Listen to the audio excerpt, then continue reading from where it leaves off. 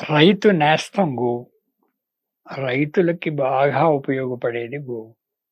వాళ్ళకి చాలా సులువు దాన్ని మేపడం అనేది. కష్టపడక్కర్లేదు. నేనెక్కడా ఏది కొని తేవక్కర్లేదు. వాళ్ళకి పండిన పంటల్లో దానికి తృణాలు అర్పిస్తే చాలు. ఆ గడ్డి చాలండి. పచ్చగడ్డి చాలు, ఎండుగడ్డి చాలు, వరిగడ్డి చాలు దాన్ని మేపాలంటే. నీళ్లు సరే, నీళ్లు మనకు ఊరికే వస్తున్నాయి. నీళ్లు దాన్ని బట్టి అంతే రైతు చేయవలసిన పని. కానీ రైతుకి అది చేసే ఉపయోగం ఎంతంటే పాడి పంట ఇస్తుంది. అనారోగ్యాలు లేకుండా కాపాడుతుంది. ఆర్గానిక్ ఫుడ్ ఇస్తుంది మనకి. వాతావరణ కాలుష్యాన్ని భూమిలో ఉన్నటువంటి ఈ పెస్టిసైడ్స్ అవి ఉపయోగించడం మూలాన కలుషితమైన భూసారాన్ని అది రక్షిస్తుంది. రూపాయి ఖర్చక్కర్లేదు. ఏ ఎరువులు, పురుగు మందులు కొనక్కర్లేదు. క్యూలో నిలబడక్కర్లేదు. ఫారెన్ ఎక్స్‌చేంజ్ అక్కర్లేదు. గవర్నమెంట్‌ని బతిమాలక్కర్లేదు. గో సంతతిని కనుక పెంచగలిగితే రైతుకి 100కి 100 పాళ్ళు అది స్నేహం. అది మరిచిపోయి పరుగులు పెట్టి ఏవో మార్గాలు చూస్తున్నారు తప్ప రైతుకి నేస్తం అనేది గోవే. రైతు ఎప్పుడైతే గో సంపదను కాపాడుకుంటాడో వాడికి ఏమాత్రం లోటు ఉండదు. రైతుల ఆత్మహత్యలు అనుకుంటున్నాం. ఇవన్నీ కూడా అప్పులు చేయడం అవసరం లేదు. గోవుల్ని పెంచగలిగితే చాలు వాడు. గోవుని తన నేస్తంగా చూసుకుని ఆ గోవుల్ని పోషణ కనుక సరిగ్గా చేయగలిగితే వాడికి తిండి లోటు ఉండదు. వాడి కుటుంబ పోషణకి లోటు ఉండదు. వాడి వ్యవసాయానికి లోటు ఉండదు. వాడి ఔషధాలకు లోటు ఉండదు. దేనికి రైతుకి లోటు ఉండదు. చాలా దగ్గర. రైతుకి చాలా దగ్గరైంది ఏంటంటే గోవు. మిగిలిన పశువుల కంటే వాటిని పోషిస్తారు కానీ గోవు అంటే ఎక్కువ ఉండడం. అలాగే గోవు రైతులకి చాలా ఇంపార్టెంటు. గోవుని దానం చేస్తే గోవుని కనుక రైతులకి ఇచ్చినట్టయితే వాడి పాడి పంటలు వాడికే అభివృద్ధి వస్తుంది. పైగా ఆ గోవు సంతానాభివృద్ధి జరుగుతుంది. గోవు ఐశ్వర్యం, గో ధనం పెరుగుతుంది అనే ఉద్దేశంతో నిజామాబాద్ రాజమౌళి గుప్తా గారని ఒకాయన ఏ గోవునైనా సరే రైతులకు ఫ్రీగా ఇచ్చేయడం.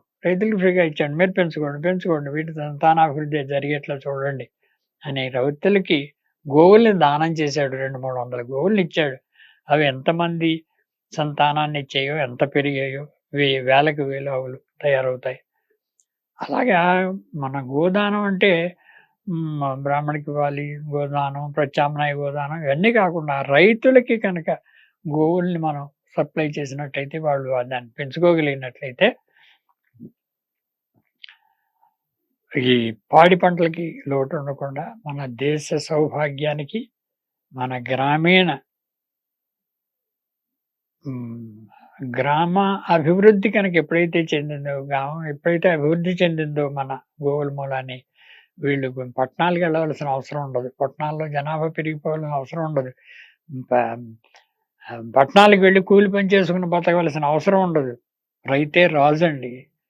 గ్రామాల్లో రైతు ఒక రాజుగా బతకచ్చు. ఎవరి మీద ఆధారపడక్కర్లేదు. నీ మీద ఆధారపడాలి ఎవరైనా. ప్రభుత్వాలే నీ మీద ఆధారపడాలి. అలాంటి రైతుని నిలబెట్టి వెన్నెముకలా నిలబడేది ఆవు.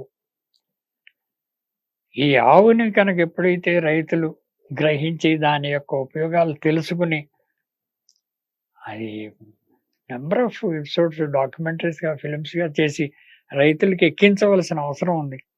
రైతులు కనుక పూర్తిగా దాన్ని ఏకీభవించి దాన్ని తెలుసుకుని ఎప్పుడైతే గోవుల్ని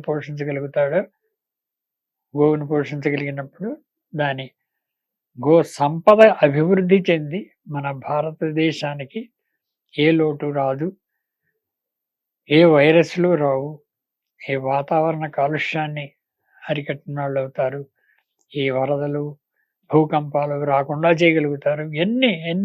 ఎన్ని చెప్పినా చాలా తక్కువే.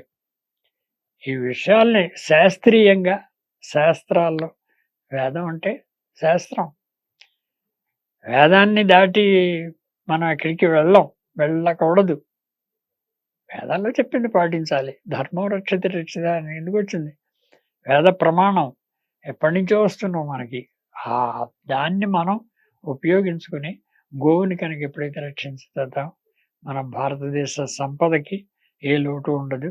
మనం 10 మందికి ఉపయోగించుతాం కానీ ఈ పరోపకారి అయినటువంటి గోవుని ప్రతి రైతులకి ఎక్కువ బాధ్యత ఉంది. వైశ్యుల మీద ఎక్కువ బాధ్యత పెట్టాడు. భగవద్గీతలో చెప్పినట్టుగా వైశ్యులు ఇదే వృత్తిగా పెట్టుకోవాలి, గోవుని రక్షించడమే వాళ్ళ జయంగా పెట్టుకోవాలి అని అన్నాడు. అలాగా శాస్త్రాలు చెప్పి బ్రాహ్మణులు అందరికీ తెలియజేసేట్లాగా గోవు గురించి తెలియజేయమని శాస్త్రజ్ఞులకి బ్రాహ్మణులకి ఆదేశించాడు భగవంతుడు. రాజకీయ నాయకులు కూడా వాళ్ళందరికీ కూడా ఆ చట్టాల్లో ఉన్నది ఏంటంటే గోవుని రక్షించండి అని కృష్ణ పరమాత్మ భగవద్గీతలో చెప్పాడు. గోగీత అందుకే ఈ అందరికీ ఉపయోగించేట్లాగా గోవుని రక్షించాలి అని చెప్పడానికి ఏ మార్గాలు ఉన్నాయో అన్ని మార్గాల ద్వారా ప్రచారం చేస్తూ గోవుని ఈ ప్రతి ఒక బిచ్చగాడు కూడా తనకు వచ్చిన 10 రూపాయల్లో ₹1 ఒక పైసా గోవుకు పెట్టమన్నాడు. అలాగే మరి వ్యాపారస్తులు కోట్లు సంపాదించేవాళ్ళు పట్టుకెళ్ళి హుండీలో వేద్దామని అనుకోకూడదు, గోవుకి పెట్టాలని అనుకోవాలి. అది చాలు, భగవంతుడికి చేరుతుంది. అది గోవు రక్షించబడుతుంది.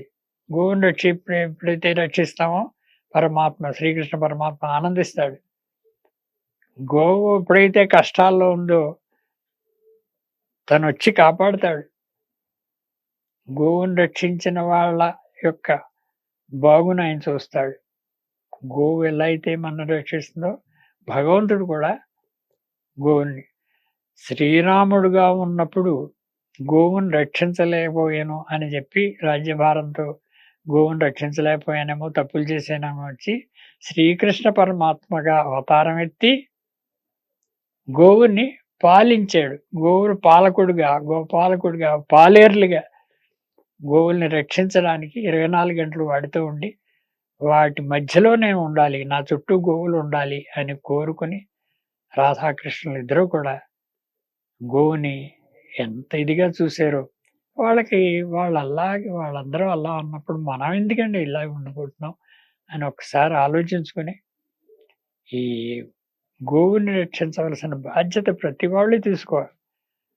తను తెలుసుకోకపోయినా తెలుసున్న వాళ్ళ దగ్గర విషయాలు తెలుసుకునేనా గోవుని రక్షించడానికి. కృష్ణ పరమాత్మ కంటేనే మనం కృష్ణ పరమాత్మ గోవు పేడ పొలుముకునేవాట, స్నానం చేసేవాట గోవు. అంటే ఆయనకి వేరే ఏం దొరకలేదా? గోమయంతో ఎందుకు చేశాడు? గోమూత్రాన్ని ఎందుకు స్నానం చేశాడు? అంటే దాంట్లో ఉన్న పవర్ ఆయనకి తెలుసును. 3 కోటి దేవతలు గోవులు. లక్ష్మీదేవి నీలో నాకు కొంచెం స్థానం ఇవ్వమని గోవుని అడిగితే ఒప్పుకోలేదుట. నువ్వు చెంచల లక్ష్మి, నాతో ఉండద్దంటే బతిమాలేట ఆవులన్నీ కలిసి.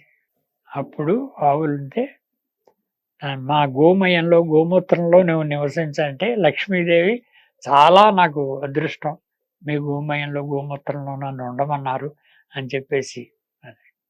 ఇలాగా ఈ లక్ష్మీదేవి కూడా గోమాతని గోమయాన్ని ఆశ్రయించింది. సో ఇలాంటి పవిత్రమైన గోమయాన్ని మనం చాలా నెగ్లెక్ట్ చేస్తున్నాం. అది చేయకూడదు. దాని మలమూత్రాలు కూడా అంత విలువైనవని తెలుసుకుంటే ఇంకా దానికి వేరే ఎగ్జాంపుల్స్ చెప్పక్కర్లేదు. గోవుని మనం రక్షించడానికి ఎంతవరకు మనం తెలిగిపోయినా ఎప్పుడైనా తెలుసుకుని గోవుని రక్షిద్దామని ప్రతి వాళ్ళు ప్రమాణం చేసి గోవుని రక్షించడానికి మొదలు పెడితే అది గోధనం మన కాపాడుతుంది. ఇలా ఎన్నో విషయాల్ని మనం శాస్త్రాల్లో వేదాల్లో ఉన్న విషయాల్ని మనం తెలుసుకొని దాన్ని అనుసరించినట్లయితే మనం లబ్ధి పొందుతాము అని చెప్తాను.